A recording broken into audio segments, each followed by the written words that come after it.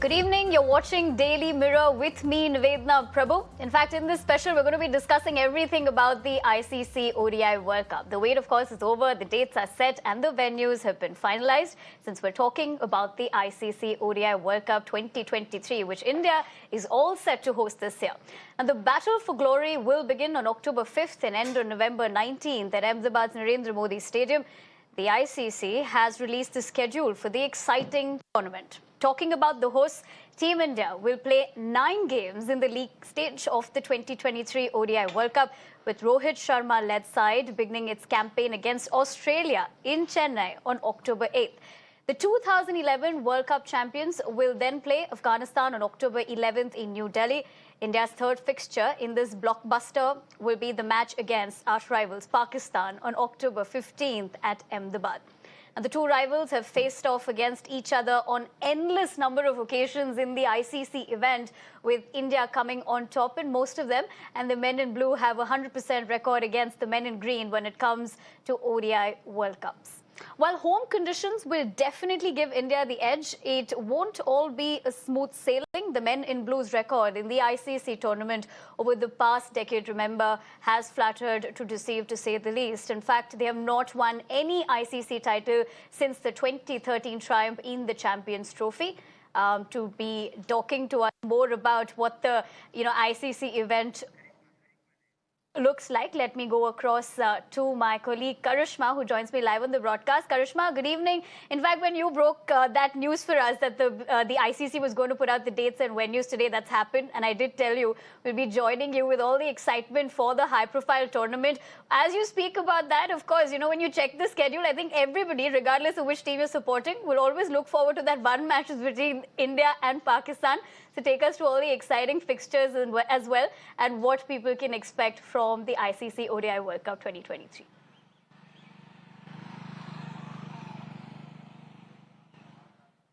Well, it's absolutely. The BCCI Secretary Jai Shah, also when he was announcing the venues and the schedule, he specifically announced India versus Pakistan venue, which was Ahmedabad, because he also knew that the entire country and cricket fans are waiting for this one particular match, that is India versus Pakistan at the Narendra Modi Stadium in Ahmedabad on the 15th of October. But apart from that, India is going to start its campaign versus Australia in Chennai.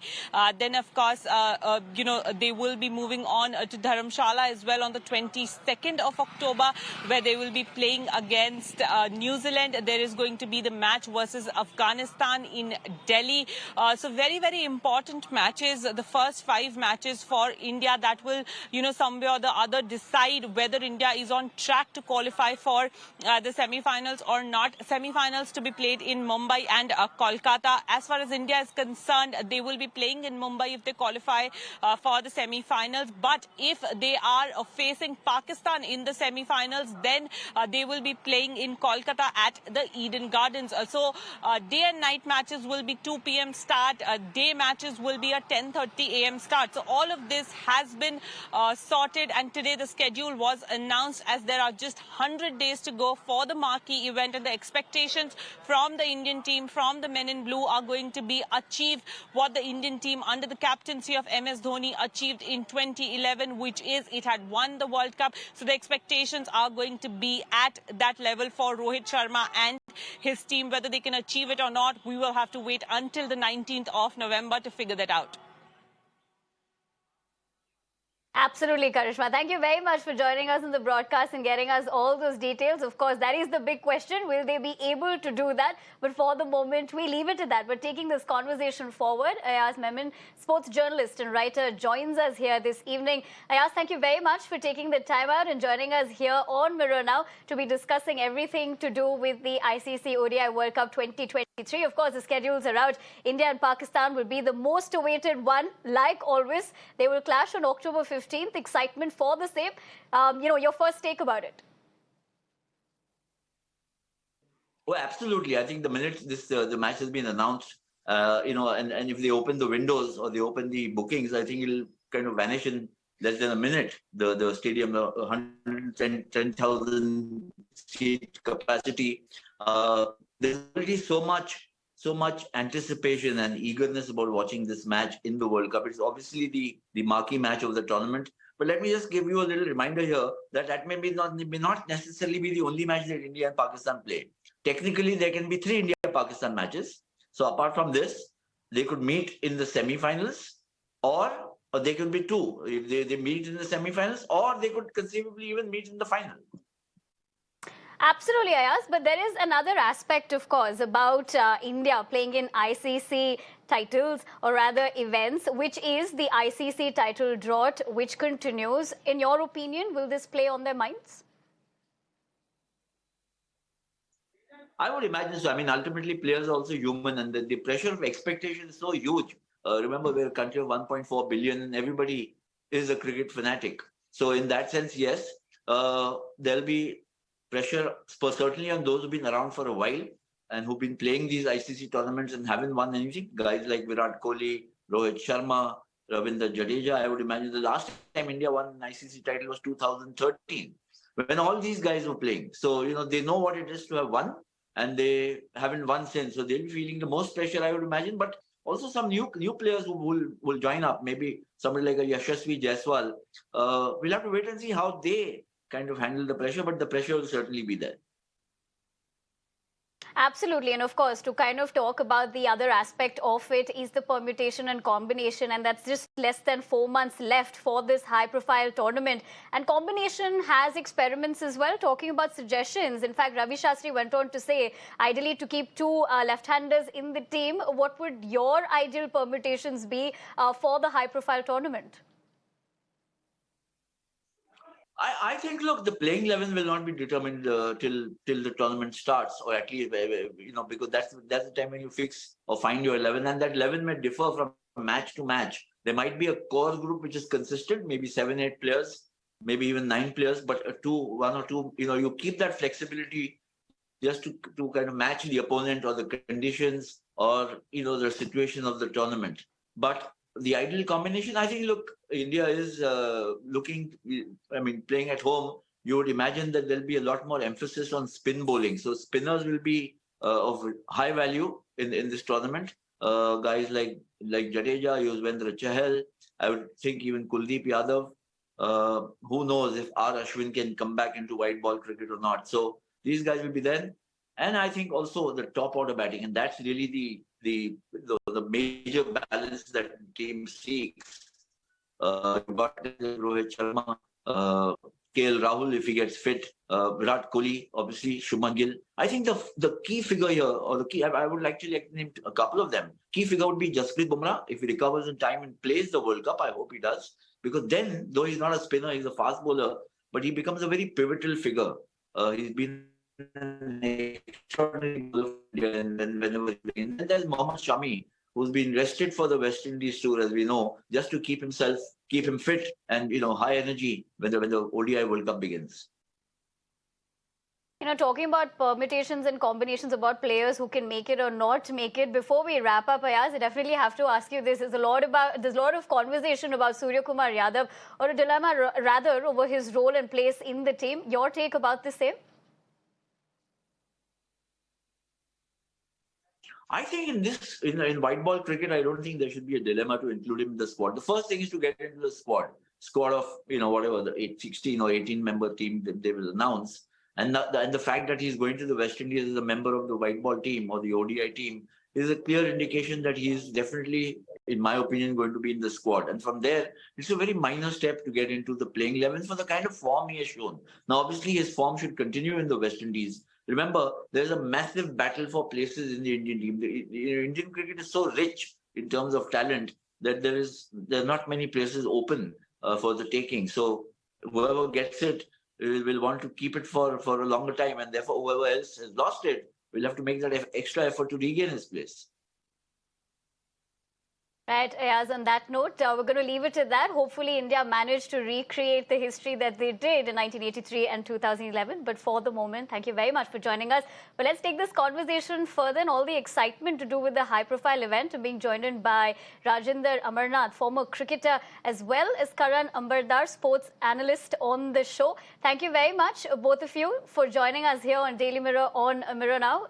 In fact, let me come to you first, Rajendra Amarnath, with the fact that, of course, whenever it's a high-profile event like this, everyone's looking forward to India and Pakistan. We'll get speaking about that first, and of course, then other aspects about the ICC ODI World Cup. Well, it's a big event, if you ask me. It's happening after 2011. India has played in 1987 World Cup semi-final, which we lost to England, but we made amends there. We won in 2011 against Sri Lanka. Now, this is a big event as far as cricket is concerned, because India at the moment is ruling world cricket. Let's not, we don't have any two opinions about it. Also, this is the first time we are having a World Cup conducted by India all by itself. Earlier tournaments we had share of our neighbors. Some of the matches were played in those countries, but this time it's going to be purely Make in India World Cup. So when you're talking about the Indian team out here, the prospects, how we're going to fare, what kind of wickets are going to be prepared. There's already been a lot of controversies, couple of venues are not part of the World Cup. And it's understandable that those associations are quite crossed, that this is once in a lifetime opportunity for the associations to conduct a World Cup match. But having said that, I think the venues with what we have on the list, they're all marvelous venues. But what kind of wickets are going to be prepared, that we have to wait and watch. And what sort of a combination India is going to come up with for the World Cup, that also needs to be seen.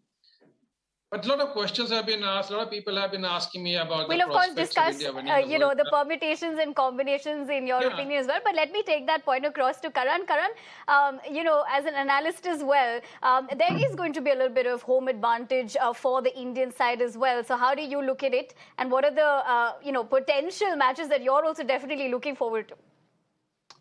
Oh, definitely. There's a huge home advantage that we're going to enjoy. And, as you were discussing with Ayaz sir, that, there's going to be a lot of pressure.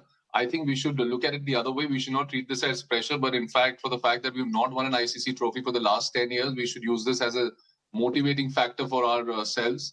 When I say ourselves, I say the team, and ensure that we perform well and get this World Cup back into the country. Yes, it's going to be fun. It's back into India, the World Cup. The kind of craze that cricket enjoys in this country, and people are looking forward to it because a lot of superstars are going to be probably playing the last World Cup. So you will see a lot of retirements happening up after this. Some of the superstars will not be playing another World Cup after this. So there's going to be a huge buzz, huge excitement, a lot of expectations. The matches, of course, that I'm looking forward to are number one on my list is India-Pakistan. I mean, that is going to be a cracker of a game. And also, a lot of people are saying that we are opening our account with versus Australia, which is a tough one. But I think it's a great advantage, the kind of schedule that we have, because by the end of it, we'll be playing against slightly weaker teams, the qualifiers.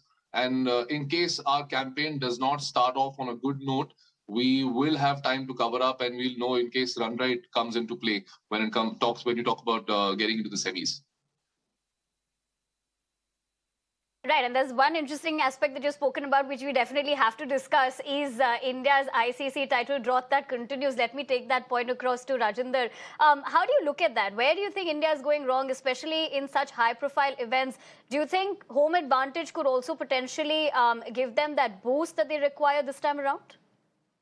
But to be honest, home advantage could be double-edged sword for India. There's always expectation from billions of people who are going to be watching the tournament across the world. Even in India, the stadiums are going to be packed. Expectations are going to be very high from our superstars, because India has not won anything major in the last couple of years. This is a big opportunity for the Indian team to do it. But it's going to be one game at a time. We just cannot run through the league matches and pinpoint that we're going to beat Afghanistan or we're going to have better of Australia. Because as Karan has been saying, that the big event definitely is India-Pakistan match, which is going to shut shops across India and Pakistan, it's going to be a national holiday, I feel, for both the countries, because everybody is going to be watching that match. Right. And talking about everybody happening to look forward to the ICC World Cup 2023, Karan, there will always be expectations and there are also predictions as well that always comes through. What do you think would be the ideal combination to go with, and who do you think will be missing out on a spot?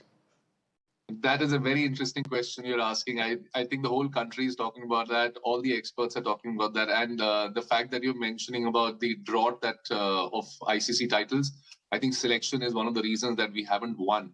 And a lot of the experts of the game are now being extremely vocal about it. So India has to ensure that they pick the right 11.